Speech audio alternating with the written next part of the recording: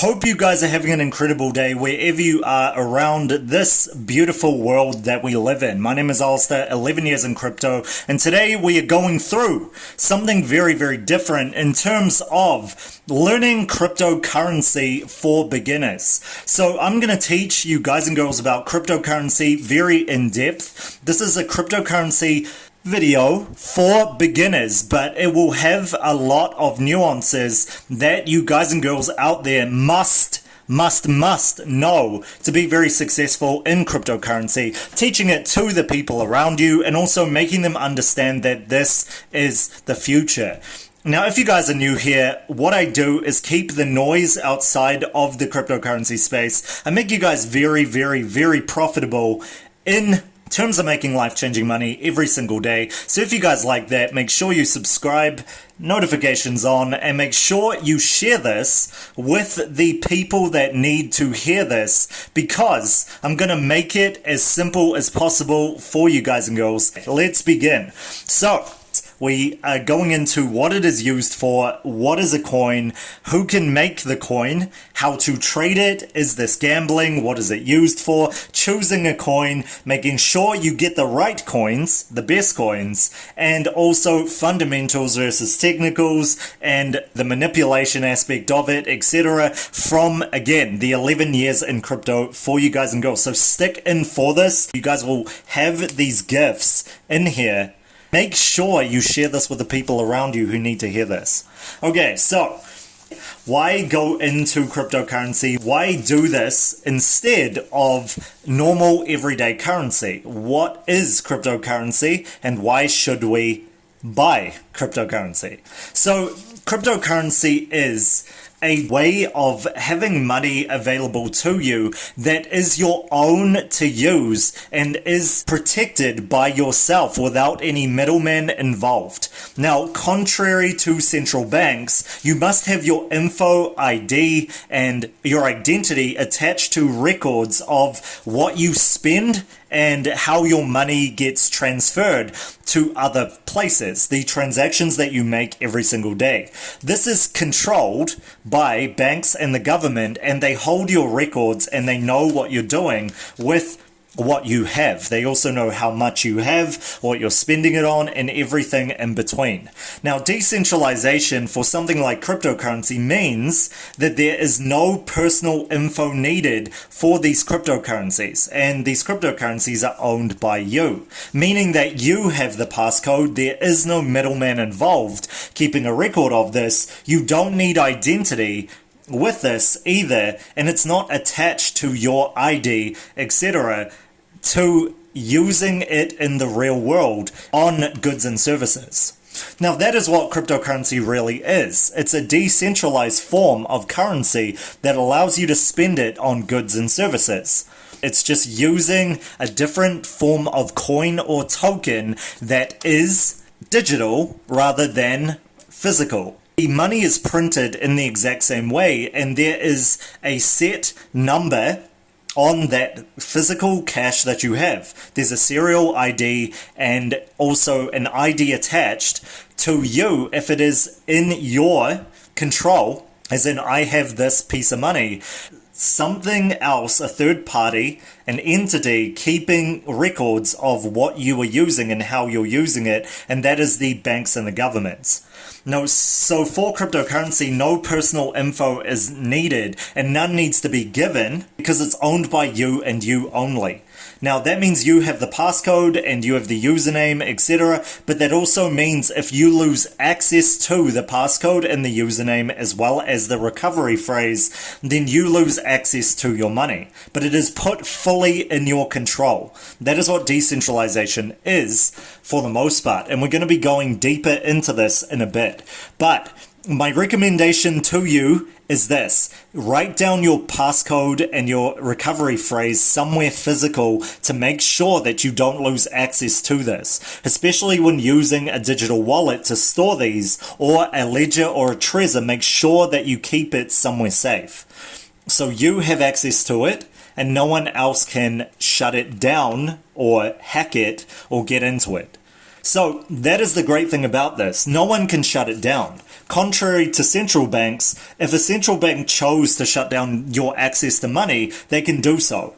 They can shut down your access to money. They can shut down your access to funds. They can shut down your access to loans. They can shut down everything because it is in their control and not yours. So realistically, when you're depositing into a bank, you are giving up control to another entity. Make sense? So this is why this is very, very huge. So I am for cryptocurrency 100% because we need a new method of payment as well. The difference between central banks and decentralized banking is that instead of governments and banks recording this, the information is stored on many different computers on a network, on a crypto network or blockchain network. Now, these networks can be viewed publicly for all to see. However, they can't see the attached account to you recorded publicly. You understand? So they don't have access to you. They can't put you to that ID unless they go out of their way to track you. So that is part of decentralization, but it is publicly allowed for everybody to see. And you can view this on Blockchain Explorer, which you can access on CoinMarketCap, for example. When going to any, you can look at the transactions through Blockchain Explorer, which is Explorers. Through the Explorers tab. You guys see these? You can track transactions, etc. of people publicly. However, they aren't identified specifically with these people. Now, the great thing about this is this. Instead of having a central bank centrally recording and keeping tabs on what you have different computers that are doing this simultaneously where they're transferring random bouts of data. Now, this means that it can't be pushed to you. That means it's more safe and more secure for you to make transactions on it. Because there's no single point of failure. As in, there's no single point where a certain entity can choose to shut down your account. They can't do this because nobody has access to do that except for yourself. Only you have the ability to do this. So that is why it is such a great thing. Nobody else owns it but you. Now, because there's so many computers that are incentivized to do these transactions, they are given different forms of cryptocurrency for doing these transactions on the blockchain. So more and more people become incentivized to do this, to manage and process transactions, because on the blockchain network, they are given tokens for doing this. So people are using computers around the world to do this, and it is randomly done from computer to computer, creating these records of these transactions and also processing the transactions. So this makes it way more secure than having one entity allowed to control everything in your life and just having the difference between having access to money and funds, etc., being in that single point, or whatever bank accounts you have that are centrally controlled by the banks and government. The currency created by government is not cryptocurrency. It is not decentralized to the wider world and randomized. It is in that single point. For the same reason you know what your bank's name is, you cannot know in a cryptocurrency wallet or in cryptocurrency transactions, you cannot put it to one single entity as a middleman. There is no middleman involved in this, which means you can do things that are P2P, person-to-person transactions, etc., without having one entity controlling that middle part. So, that is why it is so important. Now, part of this as well is understanding that this is opposite to central banks, and central banks are not cryptocurrency. Now, you guys might be wondering, like, why should I use cryptocurrency rather than central banks? This is probably because there are thousands of cryptocurrencies, and you're probably wondering, like, well, how are these not gambling? How is it better to the real currencies of the world that have something back to it? And what you'll know is this: there are thousands of cryptocurrencies, but you must understand that there's thousands of currencies as well. Pegged currencies we call fiat. The important part of this to understand is that either way you are in risk, because central banks make you give your ID, your info and ID, and you need to adhere to their requests to be able to get what you want. But cryptocurrency allows it in your control.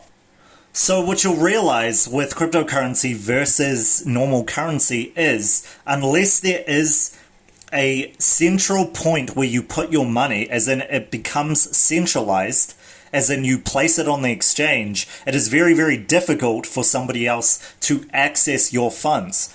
And like I've said so many times before, leaving it in a central exchange, even such as Binance, etc., you are giving over power to another entity to hold those funds for them. That's why I say all the time, never leave large amounts of funds on the exchange. Unless you are day trading or trading continuously, you should not have most of your cryptocurrency on that exchange or any exchange, because they are centralized and it gives over power to other people.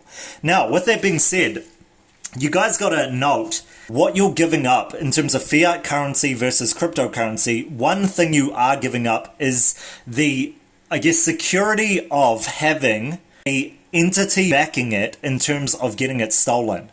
But you've got to note that hackers are accessible to both centralized or decentralized banks. So any form of centralized or decentralized banks can be hacked. It's getting harder over time to do this for normalized wallets, etc., because the more they exploit the decentralized part of it, the less ability they have to keep finding ways to get in, because we fill the potholes. As in, we give them less ways and we patch things to make it so it is very, very hard to do this. However, centralized exchanges are very easy to do this on. That's why you guys keep seeing when there's a central point of entry for somebody who is a hacker or somebody trying to take your money, it's very easy to do this. This is why centralized exchanges keep getting hacked, and you see this on the news and everything in between. It grows bigger, as cryptocurrency has grown bigger, it's become harder to do this. With the growth rate, you need an exponential amount of resources to do this. So it's not possible for most people to do this, except for, like I said, on centralized exchanges. So that is why keeping it to you for the most part, and always storing it on a cold wallet as much as possible, which are Ledger and Trezor, is key here. And this will keep your funds safe and outside of the hands of another entity.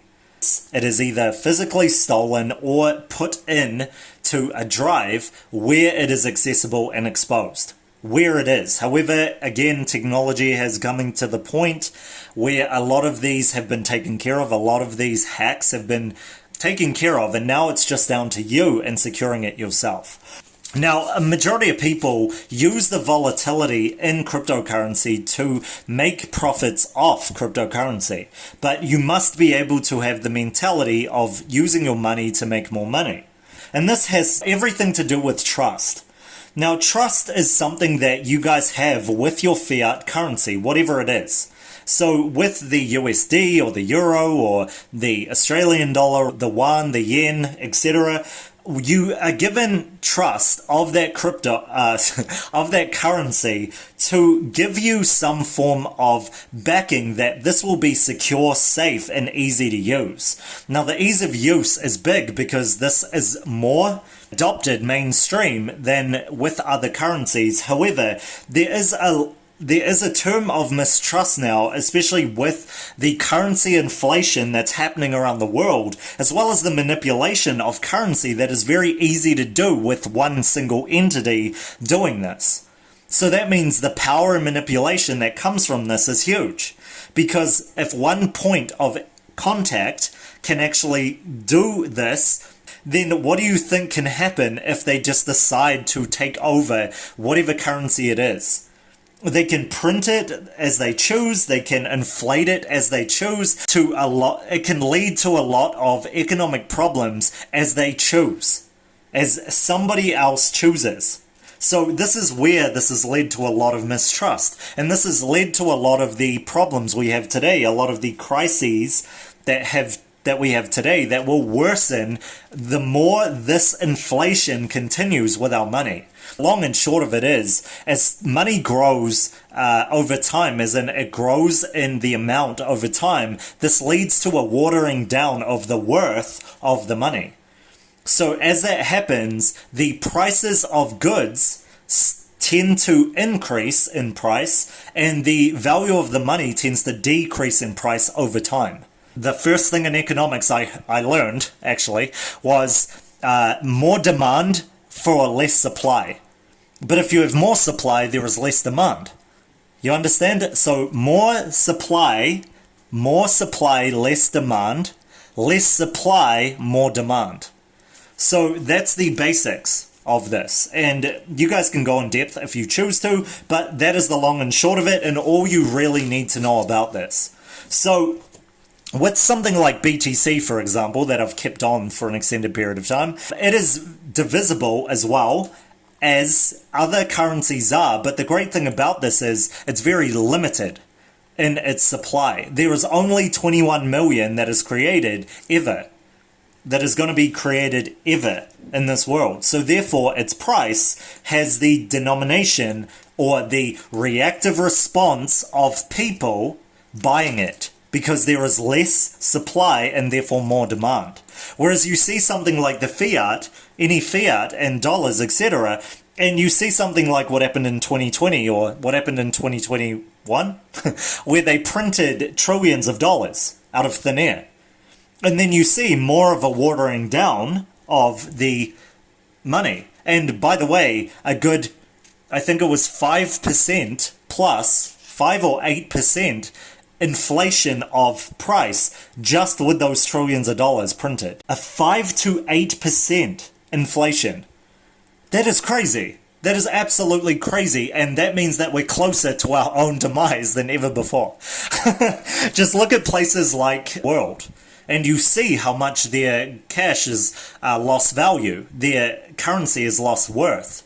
And again, it's because these fiat currencies are controlled centrally, which means the value that is given by that power and not so much the people. Now, the great thing about decentralized value is that people choose that cost. People choose that cost and people choose the value of this. So that is what makes it more fair game, so to speak, than something that is centralized. With this all just being trust as a whole, you've got to understand that with all of the things that they've shown of, and it's getting worse over time, that leads to people trusting this less.